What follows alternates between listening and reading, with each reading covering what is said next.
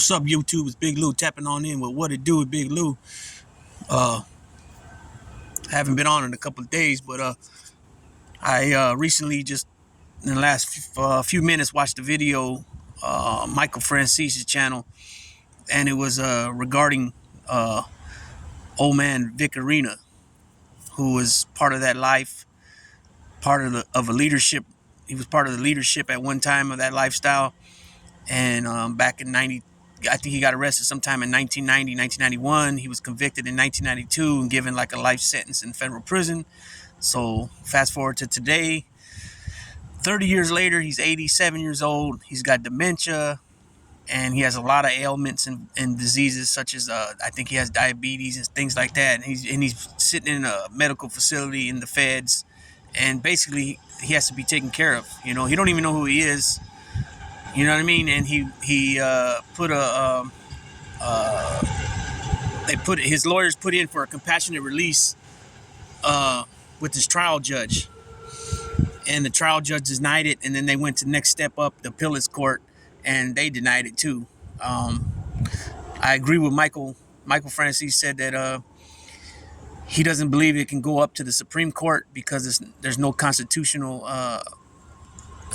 violations or anything like that, which is, I believe he's true on that. I also agree with Michael being, the fact that he's got dementia and the situation he's certainly in currently, his medical status, and just the fact he has dementia. He don't know who he is. I'm pretty sure he's wearing probably a diaper and all that stuff, and they're feeding him like a baby. Not to make no fun of him, man. He's an old man. He's almost 90 years old, like I said. And these guys, Vic Arena, Bobby Manna, probably Frankie Lacasio before he passed, a lot of these guys are perfect examples of what somebody that should deserve a compassionate release. They're no longer in that life. They're too old. First of all, they're too old. People are not gonna. They're too far removed from the life. Put it that way. And people are, they're not gonna. They're not going to be gone 30 years and they're just going to jump right back in and they're going to have the position they had when they left. They're not going to have no position because the fact they're old, they can't do for themselves, and they're perfect examples for somebody that should be released. Bobby Manna's 91 and he has a bunch of health problems, and they're just keeping these guys just so they can die in there when they should be released. Some of these guys like Bobby Manna's predicament, I don't even think they got him on like a conspiracy to kill John Gotti, which John Gotti wasn't killed. I don't think nobody actually died in the case he's down for. You know what I mean? Therefore, he should be released. These guys should be released. It just goes to show you that once you get that label, that OC label, like Dominic Crea has mentioned before, we push back, Justice Tech Pros. Salute to Dominic Crea. Once you get that OC label over you, it's really hard to get any type of I don't want to say so much leniency, but any type of leadway as far as working your case. You know what I mean? It's just hard. And these guys were at the top of the game. They were part of the leadership, part of the administration of certain crews. You know what I mean? I don't want to use names and stuff like that. But anyways, it just goes to show you how prison reform on all levels, on local. So the local would be the county jail. Usually you get up to one day up to a year in the local corrections. The local level, which is the sheriff's department, right? But nowadays, because of the crowding, here in California, the crowding's so bad is that you can do up to 5 years in the county jail now. So basically, they just shifted the problem from the state level, prison level, and now pass it down to the county jail, because a lot of the county jails now are being overcrowded with county state prison terms, but they're doing them in the county as long as it's not violent. Okay, but then with the COVID came and it got a lot of guys released early, on the local level and the state level. And then you got the state prison and some of the laws in the state prison, like as far as the weirdo charges, like the weirdo charges, little kids and women and stuff like that. These guys a lot of times get slapped on the wrist, and they're multiple offenders. They offended multiple times, and they're still only getting 6 years, 8 years on their third time offending. It's crazy. And then a guy like me goes in there and goes into a store and steals some stuff, and I get 4 years off top. You know what I mean? It just doesn't balance out. It's ridiculous. The laws, they need to be really gutted and redone. And then on the federal level, you got guys getting 20, 30, 40 years and above for financial crimes, for stealing money and still doing this and that. And then murderers are getting less time than that. You know what I mean? It just doesn't make sense. Then you got to do 85% of your time. Again, it just needs to be the whole prison from bottom to top to bottom, however you want to state it. Local level, like I said, the county jails, the state level, which is state prison, and the federal level, which is federal prison, the USPs, United States Penitentiaries, the FCIs, which are the federal correctional institutions. You got the lows, the minimum. You got the lows, the mediums, the maximums, the federal and the BOP. You know what I mean? But anyways, it doesn't matter what level. The laws need to change.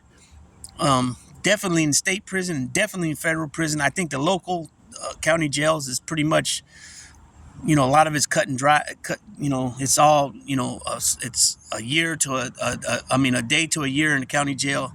That's pretty much, set in stone right there. But I remember back in the day, some guys would get like consecutives. They would get a year with another year consecutive with another year consecutive. So it's a total of 3 years, but it's not on the same case, and they would keep them in the county jail. Like I remember a guy came in, they gave him he was doing a year, and then he got caught up for something in the county jail, and they gave him another year, and then he escaped, and they added up another 8 months on top of it. So he was doing a year on top of a year on top of 8 months, and he was able to stay in the county jail. And he had a long history of state prison terms already too. So it just depends. But like I said, when people go up for compassionate releases, man, when you can prove on so many levels with so many different doctors, your personal doctor, the doctor from the institution, outside doctors, because they'll send you, most of the time when you have like bad medical issues, they send you to an outside doctor. You know what I mean? And so when you got the reports from these doctors as well to present, from your attorney to present to the judge, you know what I mean, that in fact you got dementia and you have terminal cancer with only 2 months, 4 months to live, or whatever the case may be, with the ailment that you have, the disease that you're proving fact after, that you're proving from numerous sources. What's that called when you get a second opinion? You got a second opinion, a third opinion, and they're all the same. Damn, it's hot and the sun's beating on me, making me itch. Anyways, when you can prove, like I said, your personal doctor, you're the doctor from the institution you're at, on top of the outside doctor, and they're all saying the same thing, that you need 24-hour care, 24-hour assistance, because you can't even change your, you have to wear adult diapers, you got to be fed like a baby. Why put that on the staff at the prison and on the taxpayers to foot the bill? Why don't you send these guys home and let the families take care of them, and that way they can die with some dignity? You know what I mean? And regardless of what their cases are, what they're there for, you know what I mean? I mean, unless they're just scum of the earth people. But some of these guys, like I said, they're just, because of the RICO law, they got automatically, because they were proven to be part of 2 RICO predicates. Here they got 100 years or whatever, and nobody was even hurt. They were just, gambling and stuff like that, and extortion, but no murders, no physical damage was done to anybody. As far as being beat up or anything like that. It's a crock of shit, man. The whole prison system, the laws, the disciplinary actions, and that goes for inside as well. When you get a write-up, in California it's called a 115. That's the number. The CDC 115 is your disciplinary. That's the name of your disciplinary paperwork. 115, and even when you get that and you go up in front of the lieutenant first, they give you a copy. It's all by time restraints, right? They give you a copy. They got like 10 days, I think, to give 10 days or 14 days to give you the copy of your charges. And then you got so many days to go back in front of them for your hearing. And then you have so many days to appeal it and all that. So when you get the copy, it's sometimes given to you most of the times by the lieutenant, the disciplinary lieutenant. Sometimes it might be a sergeant acting as a lieutenant. Sometimes it might just be the sergeant that's doing the paperwork. Sometimes, depending where you're at, they have just regular officers, the 115 officer that goes around and passes it out, right? And then when you go back for the hearing, you go in front of a lieutenant, but it's kangaroo court because, they say, oh, you can call witnesses and da-da-da-da, but it's like, even if, like, put it this way, say you go out you catch a charge, like where the DA picks up, you get a DA referral, right? And the DA charges you whatever it is that you got the 115 for. So say it's for assault with a deadly weapon or inmate with a weapon, a manufactured weapon, right? And you go out to court and it ends up getting dropped. Then when you still see for your disciplinary hearing inside the institution, the lieutenant will still find you guilty even though it was dropped in court. And they'll still find you guilty and then give you whatever. If it's a 2-year shoe term or, a 18-month shoe term, they'll take away your canteen, take away your yard, they'll take away your phone privileges, whatever the actions they take on you, and it's kangaroo court, man. You know what I'm saying? So a lot of this stuff needs to be changed. We need more people pushing, though, that know what they're talking about, such as guys like Chad Marks. He's big on it. Ryan Leone was on it. R.I.P. Ryan Leone. There's a lot of people. Kim Kardashian's big in it. I don't know some of the big name celebrities, but I know she was pushing some things with Trump. And I gotta tip my hat and say, Trump was even though Trump does a lot of things I don't like in his demeanor and his attitude and the way he speaks, but you know what, he was sure on for the prison reform. He's the one that started it. Chad Marks was big in it. I'm not really sure how to state it, but I know Chad Marks from Blood on the Razor Wire. You guys haven't checked him out, go check him out. He was big on, I'm not sure how to state it. If he was the first one that wrote the beginning stages of the actual second chance or whatever, but he got out and he's helping a lot of guys get out too. Right? Tommy Reynolds, he helped get 5 or 6 years knocked off his deal. He got Robert Rosso out from Convicts Inc. He helped him get out and many more. So check him out. Blood on the Razor Wire is the name of the channel. Chad Marks is the host. He always usually has a Yankee hat on. White guy from upstate New York, near Niagara Falls area, Buffalo, New York area. So I'm not sure the exact town he's from, but he's from up that way. And check him out, man. And he has an email address, freedomfighters@gmail.com. And then, he could break it down more if they have actual literature on prison reform. Michael Francis is big on prison reform. There's a few people out there, you know what I mean? But we need everybody to come together to make that voice bigger and really push it and get at your peoples. When I mean your peoples, like your congressman from your district, your senator, because this is a federal level when it comes to the BOP is a federal level, so everything has to go through them to be voted in and all that. And on the state level, you have your assemblymen, your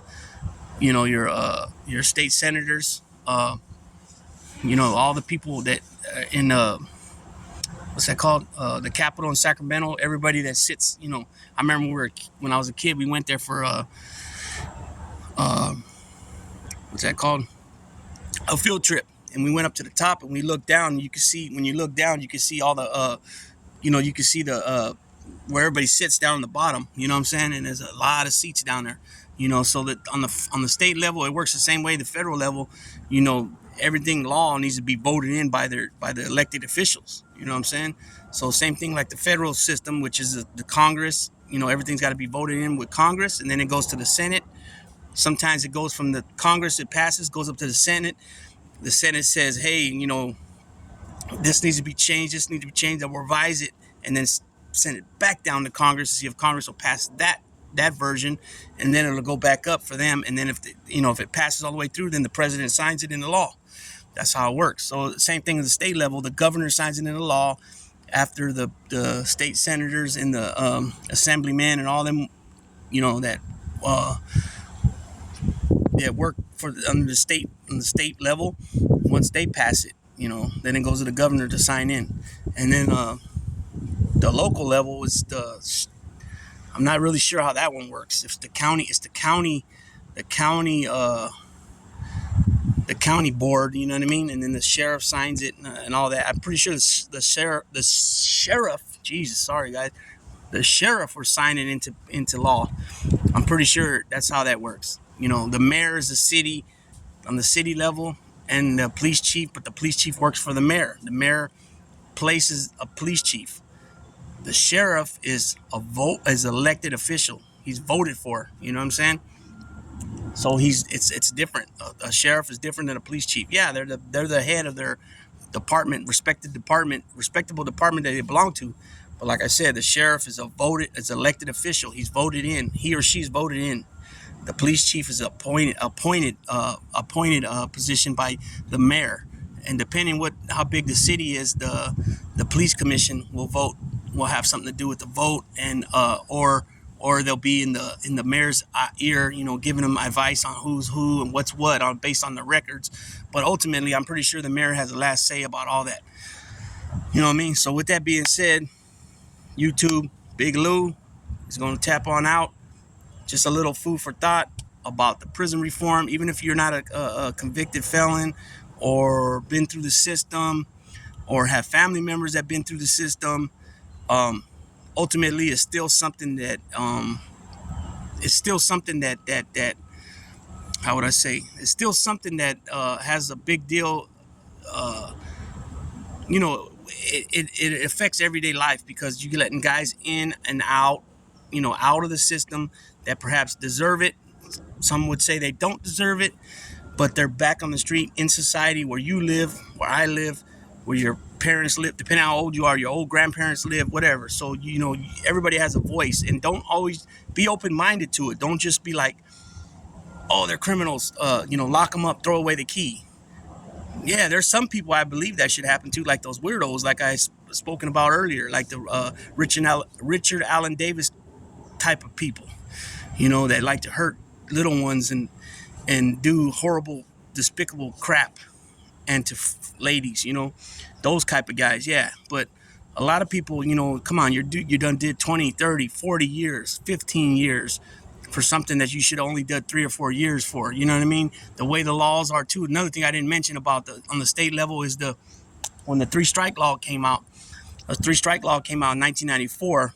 Now, I've commented on some things before about 1994 about California, and somebody had brought it to my attention that the 3-strike law started with the feds. The idea started through the federal government, through the Senate and stuff. And I know a lot of Democrats, such as Joe Biden, was pushing big for, and I think Bill Clinton was big on the giving out harsher crimes, talking about guys who are walking around your neighborhood or your family, my family, something like that. I don't remember what Biden said exactly, but sometimes people got to keep in mind that sometimes people think a certain way at a certain point in their life, and then later on, when they start seeing the aftermath and they see the aftermath, and they also see what caused what was, because every action is how would you say that? Every action is a reaction, or every action has consequences or whatever. So therefore, what I mean is, you were tough on this law, you pushed it for it to pass, it passed. Now you're seeing what's happened since then, where a lot of people are being sentenced and have done decades on crimes that they shouldn't have done decades on, because you had thought a certain way at a certain time in your life, but now you're realizing, you know what, I made a mistake, I shouldn't have went that way. People are so hard on people when they've been there themselves. And what I mean by that is just like, yeah, you looked at this a certain way, now over the years and seeing different situations, different scenarios play out, now you feel differently about it. That could go for the death penalty, that could go for the abortion laws, that can go for all kinds of different things, you know what I'm saying? But keep an open mind, man, and look at the details and research some things before you just jump to conclusions, you know what I'm saying?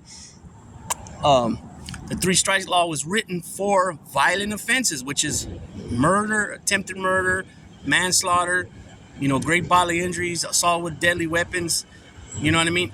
and serious offenses. Serious meaning R, the R word, with little kids, with women taking advantage.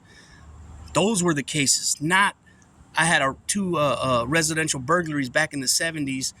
Early 80s, and then I come back to prison in 1994 on a petty theft with a prior for stealing some jeans or a candy bar or some pizza, or I broke a window, and now I'm looking at I get 25 years to life. You know what I mean? That's not, they manipulated the system, starting with the district attorneys, manipulate the system, and the judges allowed it, and they continue to allow it. And again, with the judge, again, on the elected officials, judges are elected officials.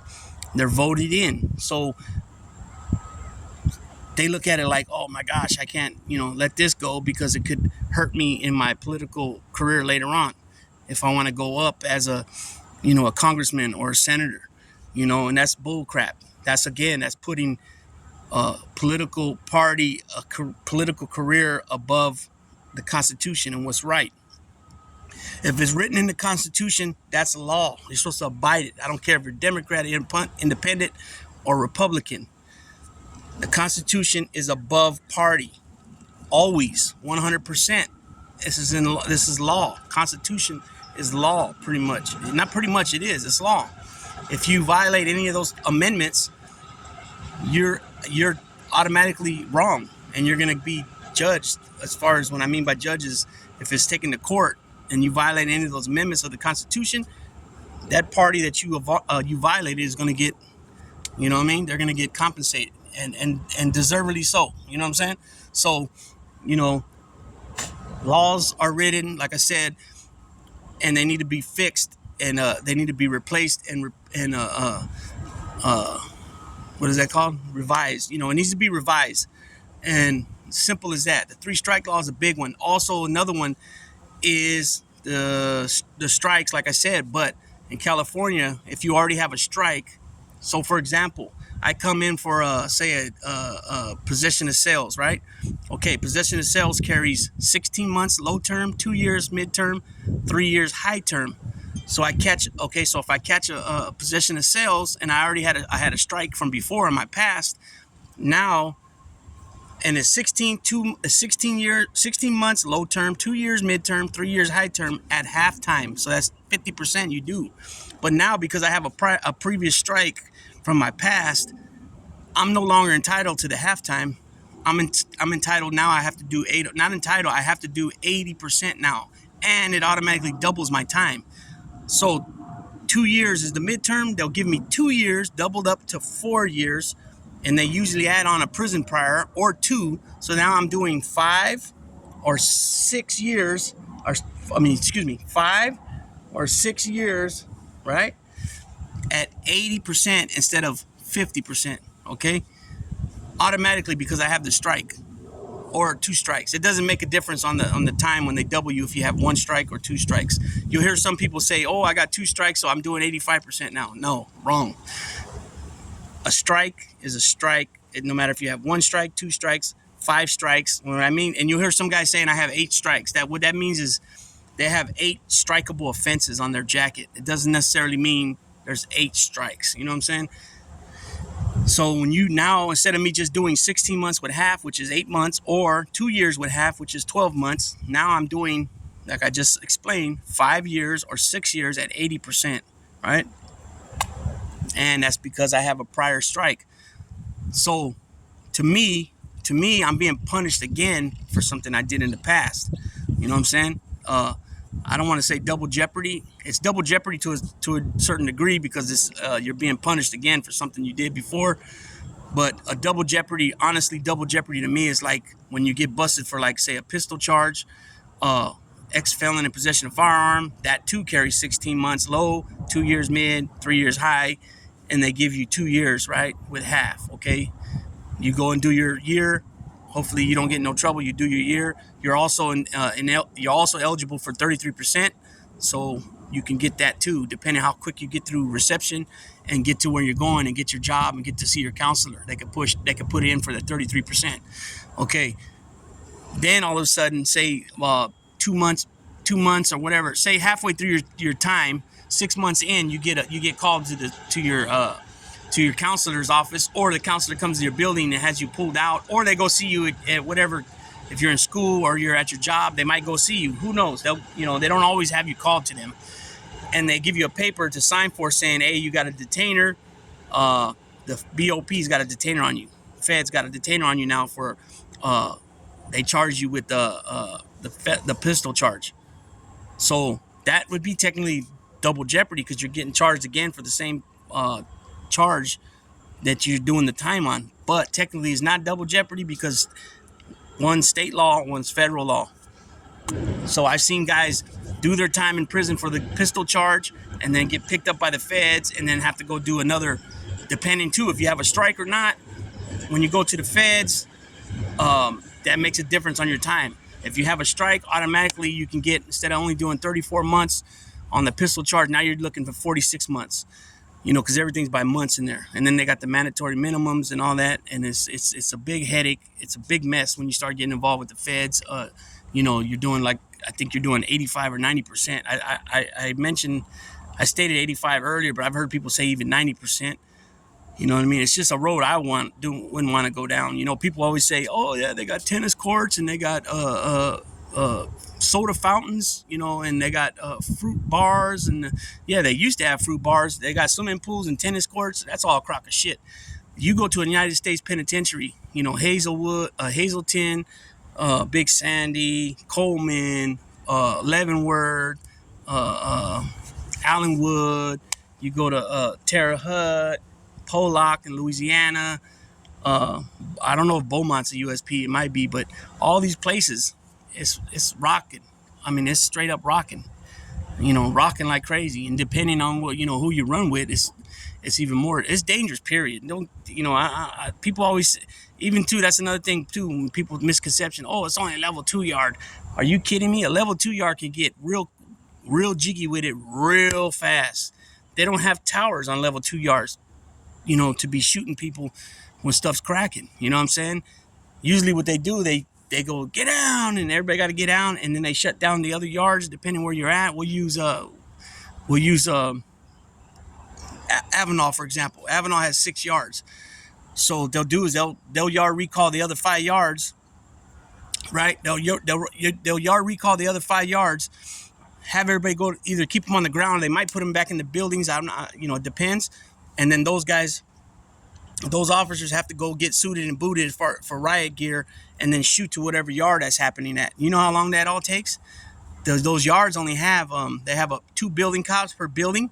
So there's what, the dime, the 20, the 30, the 50. There's 4 buildings on those yards, Avenal, each yard, 2 cops a building. So that's 8 cops, and then you have your sergeant, your program sergeant, your yard sergeant. Usually that's 2 sergeants, so that's 8. That's 10 guys. And then you have like 3 yard cops, right?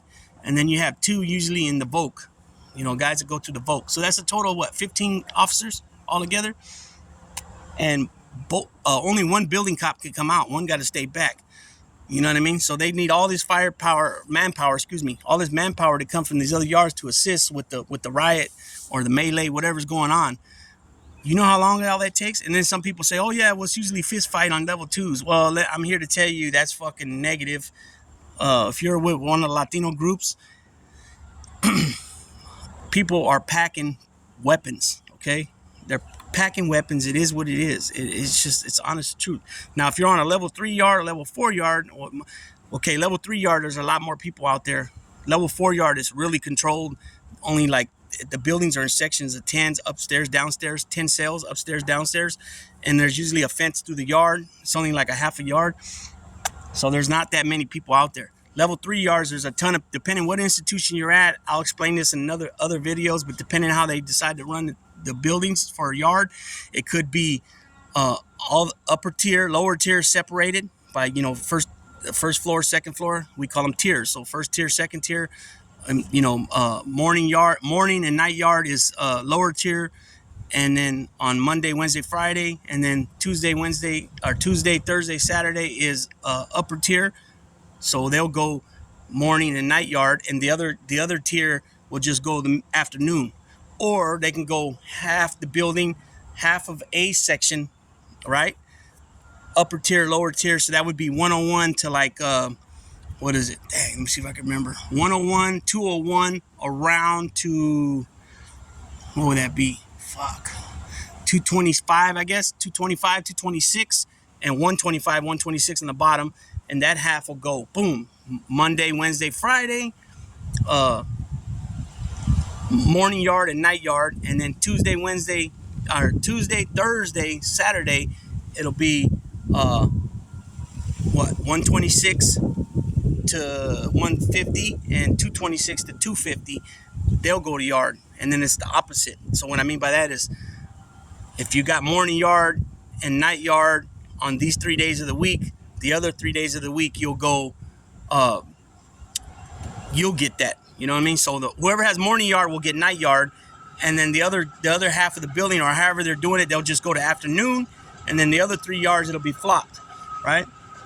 So it just depends where you're at. And I also been on the yard where everybody got the yard all day long, level 3. And then certain things happen as far as riots and melees, too many people on the yard, where they changed it to how I just explained it. You know what I mean? And then guys that were in the gym, because I was in the gym at the time, the gym guys and the guys on the emergency bunks, which are in the day rooms, they got to go to all the yards. You know what I mean? So it just depends. But all that shit needs to be reformed. You know, it's a damn shame how they switched everything and made things differently. You know what I'm saying? You know, as far as how they manipulated laws and how they implement them, it's all crock. It's a crock. It's for the birds. It's a crock of shit. But the main thing is people's young men, young women, even youngsters, even men such as myself, who's barely, you know, the light bulb barely went off not too long ago. You know, it's never too late to stop living that lifestyle, because when it's said and done, it didn't benefit you. Crime doesn't pay. You know what I'm saying? Yeah, it might feel like it pays at that moment, but when the shit starts falling down, crashing, and the cookie starts to crumble, you know, who's there for you? It ain't your homeboys, that's for sure. You know what I'm saying? It's your parents, it's your old lady, it's your kids, depending on how old they are. They're the one, and then they're also the ones suffering. They're doing time with you, even though they're not in there with you. You know what I mean? Homeboys, you know, they mean well, but a lot of times they're in the same situation that you're in, right? But they're not gonna, yeah, they might answer some phone calls if you catch them. They might have a little bit of money on their phone. They might drop you 20 here, 40 there, you know, if you catch them in the right time. But for the most part, that you ain't got shit. You're on NC status. You not nothing coming, right? And it is what it is. It is what it is. But I'll tell you this: us as men, especially Latino men, we so-called machismo, right? I got the answers. I'm gonna do it my way. It is what it is. It's my way or the highway. If you don't believe me, you don't trust me, back up off me. I'm gonna do this. I don't ask you for help. I don't ask nobody for help. Therefore, don't worry about what I'm doing. That's a stupid mentality I used to have, right? Where does your way get you? Huh? Where's your way get you? Back in the joint, or first back in the county jail, facing more time in the joint. And what do you have on? Those silver bracelets behind your back, right? And it's a sick lifestyle, and a lot of the stuff that we indulge in is straight evil, right? I'm gonna put it like that. And when you start opening your mind and start thinking about other things, like in my case, I did something I said I never would do. I always said I would never work for McDonald's or, you know, that type of stuff. And I ended up getting a job at a Puerto Rican restaurant as the dishwasher. And when I would come to work, I mean, literally, they'd have, I don't know if you can see my hand. I mean, they'd have stacks like this, 3 or 4 different stacks of dishes waiting for my ass to get there and wash them, right? Because they didn't have a dishwasher in the morning. You know what I mean?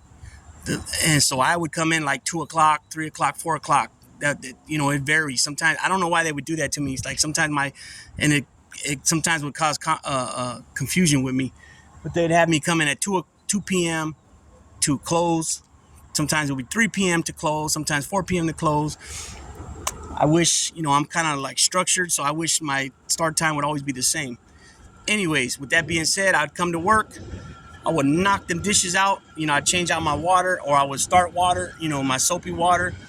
And it was cool too because it was state of the art. They had everything, fancy, where it was, lines already hooked to the bottles of the soap, so you just turn it on and it was already mixed where enough water, the mixture of water and soap, and I would set up my thing, you know what I mean? And I would, put the water, the soapy water, and I would get to it, man. No questions asked, no complaining, just knock it out. And I would knock it out so quick. I mean, I'd be done in a matter of minutes, and I would just able, as they came, I knocked them out. You know what I mean? I tried to help out what I knew already what to do, what I would do, like as far as going up, taking the plates, stacking them up, making sure they're dry, keep the cups already, all the cups, were ready to go for the next servings. You know what I mean? And I earned my little plate every day because we're allowed to eat one plate food. And I remember people with the cooks. I would tell them, okay, give me empanadillas, or give me the Jamaican, the what was it, the Cuban sandwich I would get, or yeah, it was always either empanadillas or the Cuban sandwich, right? And it was a Puerto Rican restaurant, but they had some other Caribbean stuff, food.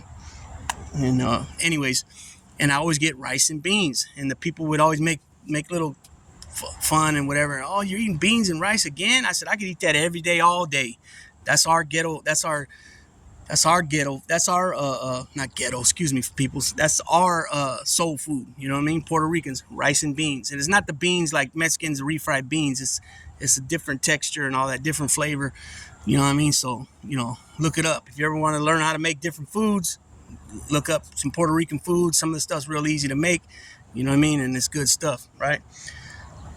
So anyways, so a lot of stuff needs to be, it's just, I'm just trying to get at people to have that open mind and a little food for thought, man.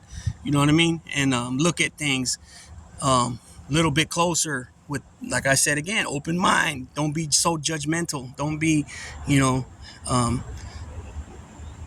go into it like you don't have a dog in the fight. Just be, read up things and cross-reference if you need to, and research further, But the truth is the reform needs to start, and it needs to start quick, and it's on all levels, and as simple as that. Vic Arena, Bobby Manna, and there's more guys. Those are just the ones I could think of offhand. And R.I.P. Frankie Lacasio just recently passed. Him as well could have deserved it at almost 90 years old. But those two guys stick out on top of my head right now. They deserve perfect candidates for compassionate release. No doubt. Facts. Let them go home. Let them pass away with dignity with their family. Let the family take care of them in this time of need, of changing diapers and feeding them like babies and whatever else. And I'm not saying that to make fun. Is what it is. It's the honest to God truth of the matter, the situation at hand. And instead of footing the bill to the taxpayers, for this extra care, because they need 24/7 care. You know what I'm saying? It's like a baby. It's like having a infant, 6-month-old infant again. You know what I'm saying? But instead of the taxpayers footing the bill and paying this extra staff to be around the clock 24/7, let them go home. Let them be with their kids, grandkids, great grandkids. I'm pretty sure Vic Arena probably has, and Bobby Manna. Bobby Manna is 91. Vic Arena is 87. I'm pretty sure they have obviously they have their kids. They got grandkids. They probably have great grandkids and great grandkids already. I'm pretty sure they have I know they got great grandkids that are adults. So they probably have great grandkids and probably a huge family. They can pull strings in their weight, and it can be all done as a collective. I know it can. So let these men go home, man. There's no reason for them to stay in even if you say, oh, it's a medical facility, it's not dangerous. That's not the point about being dangerous. You know what I'm saying? They've done 30 years. The man, Vic Arena's done 30 years exactly, 32 years, something like that. Bobby Manna's done a little bit more than that. I think Bobby Manna's been down since 87, 88. You're talking 35 years. Let them go home, man. There's no danger to nobody. They're not with that life no more. They're too old. They're not to say they're not respected, but they're not going to be going in, just jumping in after all these years, and they haven't been involved, and they're just gonna take over shit because time and grace or something like that. That's not how it goes, man. I don't, and it is what it is. But these guys deserve to be home, and again, things need to be done, looked at, and determined on decisions I'm speaking to these judges, and not looking at, oh well, what's this going to do to my career later, or what. No, look at the situation at hand. Every case is different. Base it on the factors, you know what I'm saying, and that's it. You know what I mean? So this is probably my longest video, almost 41 minutes. So with that being said, I'm gonna go ahead and tap on out. Everybody, please sub if you haven't already. To What It Do with Big Lou. Also sub to the main channel, the mother channel, No Fly Zone Ricans, with my brothers Nelson from Brooklyn, New York, and Carlos from the Bronx, baby. And give us a sub and like and share. We need likes, and we need likes obviously, but we need people to share our channels, and we're and help us grow. And with that being said, again, I'm gonna tap on out, people's YouTube. I'm out. Big Lou, what it do?